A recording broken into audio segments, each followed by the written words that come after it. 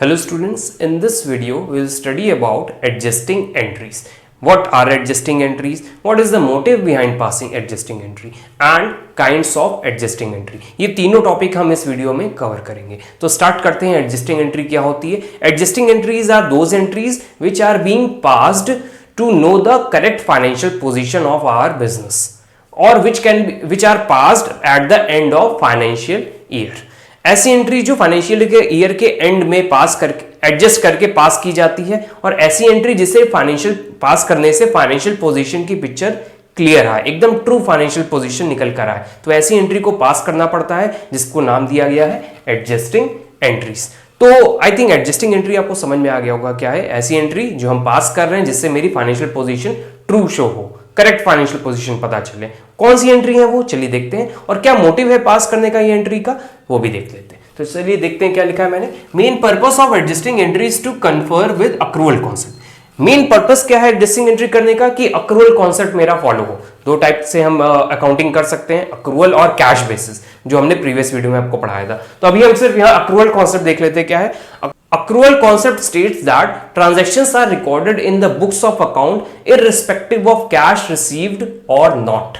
देखिए कोई भी ट्रांजैक्शन होता है बिजनेस में तो हम उसको रिकॉर्ड कर लेते हैं, भले ही उसका कैश मिला हो या ना रिसीव हो, या आउटस्टैंडिंग चला गया हो, या प्रीपेड कुछ हो गए हो, तो इससे हम इसको हम नहीं इग्नोर करते हैं। हम क्या करते हैं, कैश मिला हो चाहे ना मिला हो आप उसको रिकॉर्ड कर लेते हैं, क्योंकि करंट ईयर की जो भी चीज है भले ही कैश उसका रिसीव हुआ हो या पे हुआ हो या ना हुआ हो तो आप रिकॉर्ड कर लेते हैं because of this accrual concept. ये क्यों करते हैं? To know the true financial position. तो अक्रूवल कॉन्सेप्ट फॉलो करने के साथ साथ हम मेरा मैचिंग कॉन्सेप्ट भी फॉलो हो जाता है। मैचिंग कॉन्सेप्ट ये कहता है कि करंट ईयर के जितने भी एक्सपेंसेस हुए हैं उसको एक तरफ लिखिए, जितने भी इनकम हुई है एक तरफ लिखिए। Whether expenses cash for that expenses received और not, cash for that expenses paid or not. तो ये हम करते हैं बिकॉज ऑफ मैचिंग कॉन्सेप्ट। तो ये एंट्री हम क्यों पास कर रहे हैं? Because of accrual concept, because we want to know the correct financial position of our business, of our firm. That's why we do adjusting entry. तो आई थिंक समझ में आ गया होगा क्या मोटिव है एडजस्टिंग एंट्री पास करने का। तो स्टार्ट करते हैं टाइप्स ऑफ एडजस्टिंग एंट्री में। एडजस्टिंग एंट्री हमारी ओवरऑल 6 टाइप्स की होती हैं। एंट्री कैसे पास करेंगे वो हम यहां अभी देखते हैं। तो पहले नाम देख लेते क्या है। Accrued income. अक्रूड इनकम मतलब ऐसी इनकम जो अर्न हो चुकी है लेकिन रिसीव नहीं हुई है। ऐसी इनकम जो अर्न हो चुकी है रिसीव नहीं हुई है उसको हम कहते हैं अक्रूड इनकम। सपोज रेंट है, मेरा रेंट मिलना है हमें, पूरा फाइनेंशियल ईयर एंड हो गया जिसमें 1 मंथ का रेंट नहीं मिला, लेकिन हमने अर्न तो कर दिया ना, ऐसे इनकम को हम क्या कहेंगे? Accrued income. तो देखिए कैश इज रिसीव्ड और नॉट, ये कॉन्सेप्ट आ गया इसमें यहाँ पर, तो इसको हमें एडजस्ट करना पड़ेगा ना, इसीलिए हम एडजस्टिंग एंट्री पास करते हैं। क्योंकि करंट ईयर का मिला नहीं है तो हम अक्रूवल कॉन्सेप्ट फॉलो करेंगे, रिसीव हुआ हो चाहे ना हुआ आपको एडजस्ट करना है, तो वो एडजस्टिंग एंट्री पास करके एडजस्ट कर दिया जाता है। Next is accrued expenses. ऐसे एक्सपेंस जो हो चुके हैं लेकिन मैंने पे नहीं किए हैं, आउटस्टैंडिंग एक्सपेंसेस कह सकते हैं। सपोज सैलरी देनी थी मैंने नहीं दी, that is accrued expenses. Next is deferred income. इसका मतलब है income received but not earned, मतलब एडवांस में कुछ पैसा मुझे मिल गया लेकिन वो मैंने अर्न नहीं किया था। सपोज रेंट मिलना था मुझे नेक्स्ट ईयर का, नेक्स्ट ईयर में जाके मिलना था, लेकिन हमें अभी से मिल गया कुछ महीने का रेंट, सपोज 2 मंथ्स का रेंट एडवांस में मिल गया।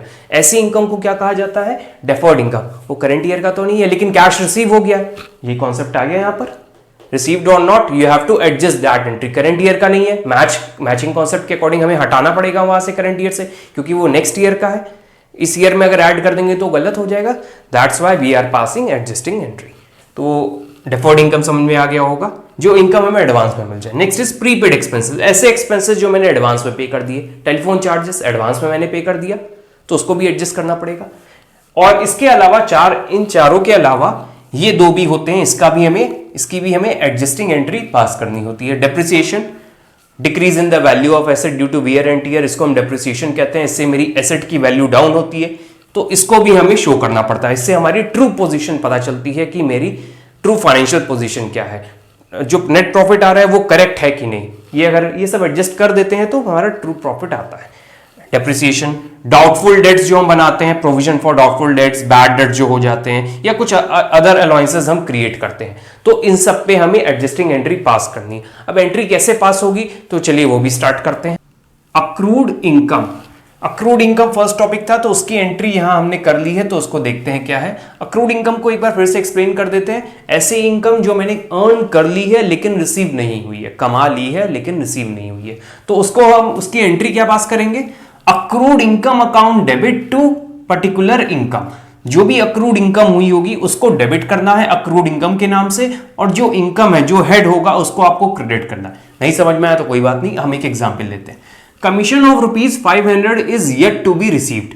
कमीशन इनकम है मेरी और वो मिला नहीं है, अर्न कर लिया है मैंने, तो अक्रूड बन गया। वो जो इनकम मैंने अर्न कर ली, रिसीव नहीं हुई, उसको हम अक्रूड इनकम कहते हैं। लेकिन इसका एडजस्टमेंट एंट्री भी पास करना होगा, तो कैसे पास करते हैं, अक्रूड इनकम, तो यहां पे कौन सी है, accrued commission,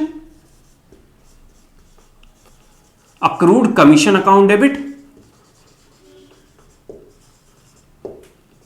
account debit to respective income. कौन सी इनकम है यार, respective, commission, to commission account.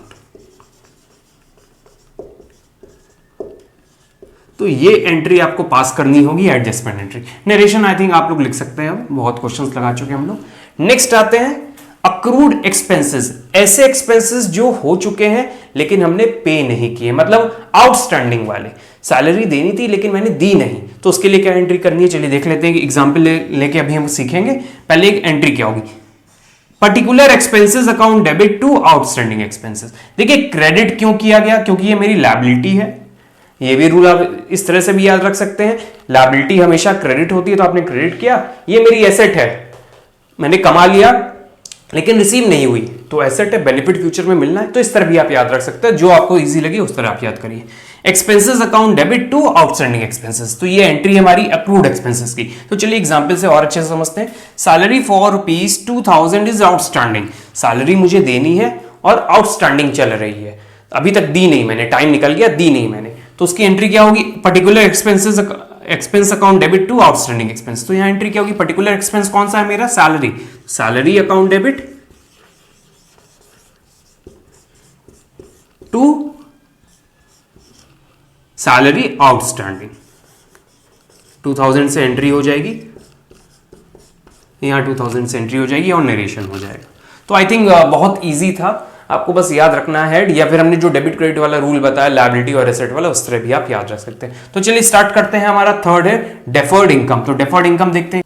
Deferred income means income received in advance. हमें इनकम एडवांस में रिसीव हो गई है। सपोज मुझे रेंट मिलना था नेक्स्ट ईयर में, लेकिन नेक्स्ट ईयर का जो रेंट है मुझे इसी साल मिल गया, इसको हम क्या कहेंगे, deferred income, income received in advance. क्या मैंने उसको अर्न कर लिया है, नहीं, अभी मैंने अर्न नहीं किया है, तो वो मेरी लायबिलिटी है, ध्यान रखिएगा। अभी हम डेबिट और क्रेडिट वाले रूल से भी क्वेश्चन कराएंगे। तो एंट्री क्या होगी डेफर्ड इनकम की, income, particular income account debit to unearned income. नहीं समझ में आया तो एग्जाम्पल देखते हैं। Rent of ₹2000 received in advance, मुझे रेंट 2000 रुपए का एडवांस में मिल गया, तो पर्टिकुलर इनकम क्या है यहां पर, रेंट। एंट्री क्या हो जाएगी, rent account debit to unearned income, मतलब एडवांस में रेंट मिल गया है, तो आप यहां लिख सकते हैं रेंट इन एडवांस।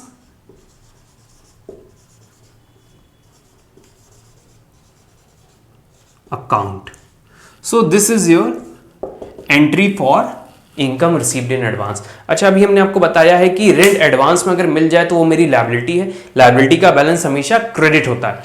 तो देखिए यहां पे क्रेडिट कर दिया मैंने इसे, तो इस तरह भी आप याद रख सकते हैं। नेक्स्ट आते हैं प्रीपेड एक्सपेंसेस। ऐसे एक्सपेंसेस जो मैंने एडवांस में पे कर दिए। सपोज मुझे टेलीफोन चार्जेस पे करना था, मैंने एडवांस में पे कर दिया, नेक्स्ट मंथ, नेक्स्ट ईयर का जो भी टेलीफोन चार्जेस था मैंने आज ही पे कर दिया, तो एडवांस में पे कर दिया। अब ये जो चीज मैंने एडवांस में एक्सपेंस जो हम पे कर देते हैं वो मेरी एसेट बन जाती है। एसेट का बैलेंस हमेशा डेबिट होता है, ध्यान रखिएगा, अभी हम रूल में अप्लाई करेंगे। तो एंट्री क्या होगी, prepaid expenses account debit to particular expense account. तो एंट्री, ये एंट्री पास होगी। नहीं समझ में आया तो इससे देखते हैं। Telephone charges ₹1000 paid in advance, मैंने एडवांस में टेलीफोन चार्जेस पे कर दिए, तो एंट्री क्या है, प्रीपेड एक्सपेंस, मतलब prepaid telephone charges, prepaid telephone charges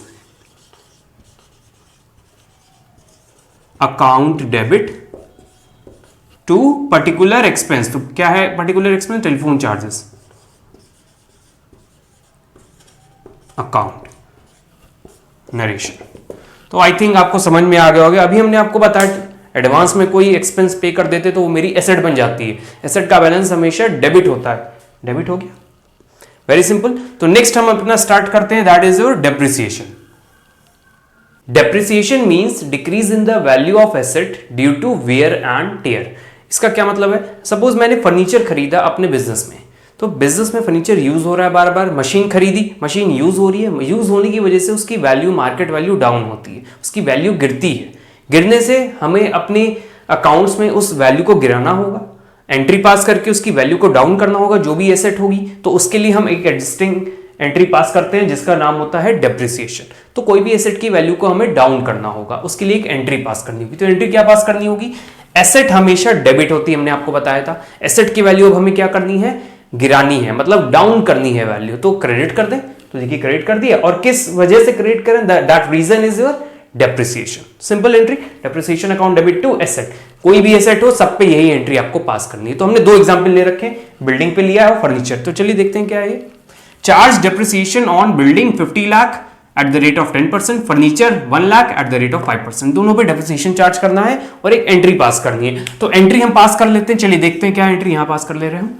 तो बिल्डिंग पे डेप्रिसिएशन लगाना, तो डेप्रिसिएशन डेबिट, हम कंपाउंड एंट्री कर दे रहे हैं दोनों की। डेप्रिसिएशन अकाउंट डेबिट, किस पे डेप्रिसिएशन लग रहा है? पहला डेप्रिसिएशन है हमारा बिल्डिंग पे। तो बिल्डिंग पे 50 लाख पे 10% कितना हुआ हमारा? 50 लाख का 10% हमारा हुआ 5 लाख। तो आप यहां 5 लाख दिखा दीजिए।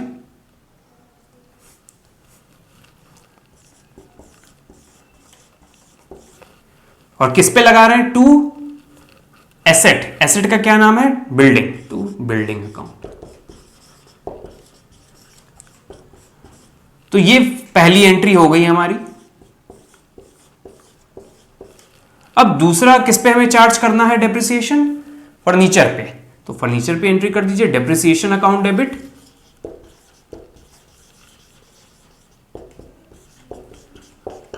To furniture. पर्टिकुलर एसेट का नाम क्या है? फर्नीचर। अब ये कैसे हुआ, इसका अमाउंट चेक कर लेते हैं। 1 लाख का 5%, 5,000 रुपीज। तो आप यहां 5,000 दिखा दीजिए। तो इस तरह आपको डेप्रिसिएशन की एंट्री पास करनी होगी। यहां नरेशन लिख लीजिएगा। तो अब इसके बाद हम कुछ और भी केसेस देखते हैं, जैसे यहां दिया हुआ है डाउटफुल डेट, प्रोविजन, इन सब का भी केस। चलिए स्टार्ट करते हैं, देखते हैं कैसे इनकी एंट्रीज हो। Provision for doubtful debts, depreciation and discount, इसकी एंट्री कैसे पास करेंगे? अच्छा, प्रोविजन होता क्या है? प्रोविजन, सपोज मुझे पता चल रहा है कि फ्यूचर में ये लॉस होने वाला है। सपोज डेटर्स हैं हमारे जिनसे पैसा लेना है, हमें उसमें पता चल रहा है कि कुछ डेटर्स हैं जो पैसा नहीं देंगे, डाउट में हैं, डाउटफुल हैं वो हमारे। तो ऐसे कुछ जो फ्यूचर में लॉस होने के चांसेस दिख रहे हैं, तो उन चांसेस से बचने के लिए, या फिर उन चांसेस जो अचानक से ना हो जाएं, एकदम से अराइज ना हो जाए लॉस, उससे बचने के लिए हम क्या क्रिएट करते हैं? Provision.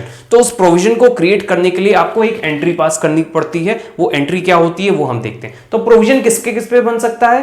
Provision for depreciation, doubtful debts, discount, और भी बहुत सारे प्रोविजंस बनते हैं। तो हम यहां पर से मेन जो 3 हैं आपके, उसको कवर कर रहे हैं। बाकी के भी एंट्री इसी तरह पास होगी, तो आपको घबराने की जरूरत नहीं है।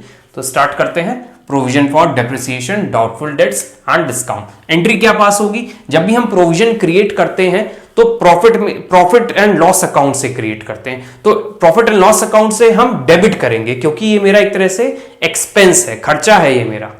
तो क्या एंट्री पास होगी? Profit and loss account debit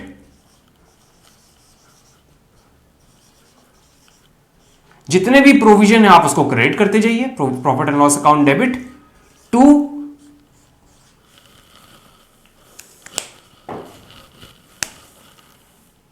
provision for depreciation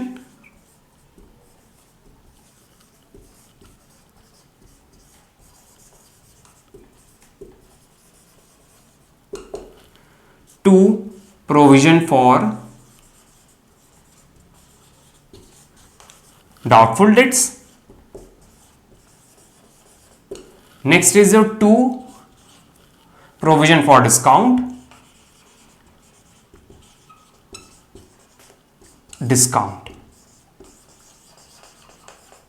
तो इस तरह आपको एंट्री पास करनी होगी प्रॉफिट एंड लॉस अकाउंट के थ्रू।